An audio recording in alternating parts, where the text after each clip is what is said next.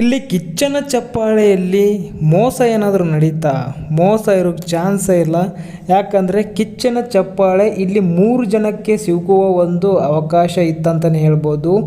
First ಕಾರ್ತಿಕ್ಗೆ ಸಿಗ್ಬೋದಿತ್ತು, ಅಥವಾ ತುಕಾಲಿ ಸಂತೋಷ್ಗೆ ಸಿಗ್ತಾ, ಅಥವಾ ವಿನಯ್ಗೆ ಸಿಗ್ತಾ, ಯಾರಿಗೆ ಸಿಕ್ತು ಗುರು?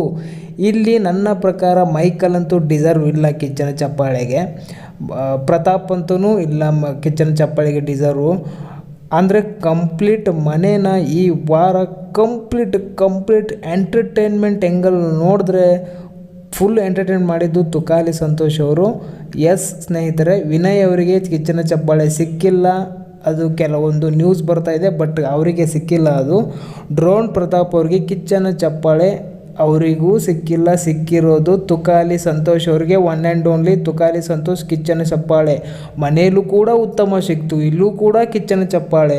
ಒಂದು ಬೂಸ್ಟ್ ಸಿಕ್ತಂತಲೇ ಹೇಳ್ಬೋದು ತುಕಾಲಿ ಸಂತೋಷ್ ಅವರಿಗೆ ಈ ಟಾಸ್ಕ್ ಕೊಟ್ಟ ಮೇಲೆ.